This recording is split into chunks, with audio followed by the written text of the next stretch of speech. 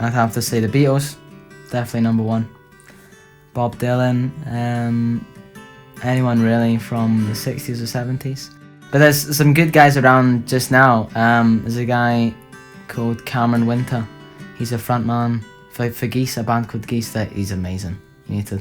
Anyone watching, you need to listen to him. Cameron Winter's amazing. It's the money made.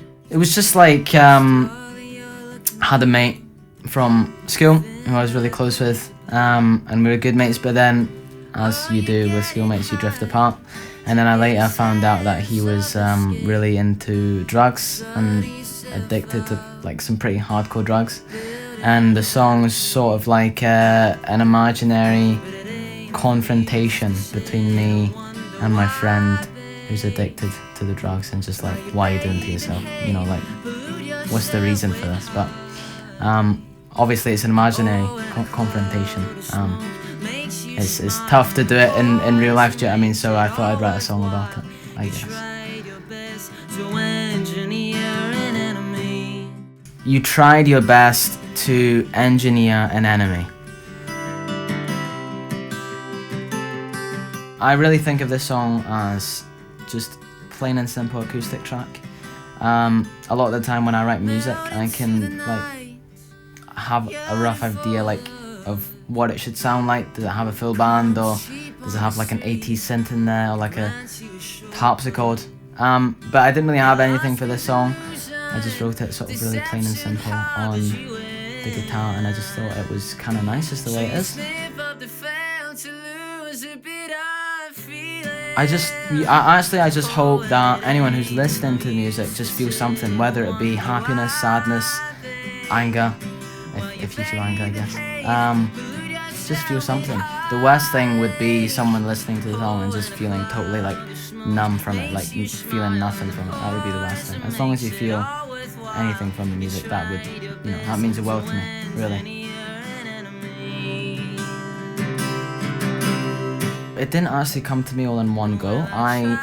This was like a couple of years ago now. I had the riff first, and I just kept messing about with the riff. Didn't really know what to do with it. And then I had the title, Ballad of a Burnout, and I just thought it was like kind of a really nice title. Because Bob Dylan has a song called Ballad of a Thin Man, and I thought it was just a really weird title. And there's another song called Ballad of John and Yoko, and I was just trying to like get this word ballad. What does ballad mean? And try and fit it in one of my own titles. And so I thought Ballad of a Burnout. And yeah, it sort of just came together like over a course of period of months or something. And it started shaping up. And when it started shaping up, I just wrote it all in the one go. Put the riff with the words, with the melody, lyrics, blah blah blah, whatever. And it just came like that, really. Are you getting high to get usually fiddle around on the guitar, and it can be something really complicated, like a really complicated riff, or something really simple, just like a G to a C to a D chord. But it's the guitar first. I'll hum a melody, or try my best to hum a melody, and then the lyrics usually come last. I don't need to wear like a specific top or whatever, trousers or whatever, but I quite like to go in the bathroom and just lock myself in the bathroom. I just feel like it's literally four walls, no window, a bath and a toilet and a sink, doors locked. You have to focus, otherwise you're not getting out. Get the song written. Once it's written, you can be free. That's how I think of it. That's my attitude. Sometimes it's really weird. Sometimes I've gone to sleep, woken up, and I've just had a melody sitting in my head. And what I'll do is literally before I'm even awake, I'll get the phone, the voice recorder, and I'll just hum the melody or whatever. And then I usually work the chords out from the melody. Some songs have been born that way. It's weird. It's a strange thing. Aye. Yes, I remember this very, very vividly. It was lockdown. I was about 14, 13 in lockdown 2020. It was the best thing ever because we were off school, playing GTA 5 every day, every night. It was the best thing. But then we did it for a couple months there, and we all got bored of it. And I had a guitar, really bad guitar. I was forced to do guitar lessons, and I sort of passed it for a while because I hated guitar at the time. I just absolutely detested it. But it got to the point I was so sick of playing GTA 5. I was like, okay, let's give this guitar a shot. Started playing a little things on the guitar, like I think it was the James Bond theme or something like that on the guitar. Just on the high E string. Still really wasn't interested, but I was going at it. And then I remember this, I had my laptop out and the Beatles on the Ed Sullivan show, they're playing I Want to Hold Your Hand. And for some reason I just clicked on the video, watched it, and I just thought it was the coolest thing ever. It was like the best thing ever. And then from watching that video, literally, I picked the guitar up and figured out how to play that song. And then like a couple months later, I could do so many chords. It was crazy.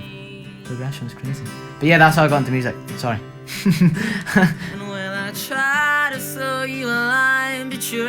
Lots of songs of God I wish I'd written. One though that I really like, really wish I'd written, is a song called Here, There and Everywhere. It's this beautiful, like, out of this world love song by Paul McCartney. It's just, oh man, it has like 7 keys in there. It's just out of this world. It's beautiful. Yeah, I wish I'd written that song. To me, my songs are complete as long as I can play them like from start to finish. It has to sound good, really good on the acoustic guitar. Just vocals and acoustic guitar. If it sounds good there, then it's mega. That's what I think.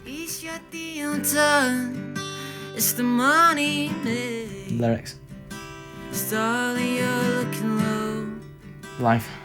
Like a razor blade. Acoustic. Are you getting high? Play by ear.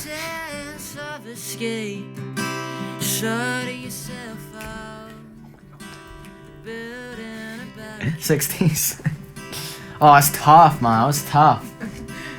60s, yeah.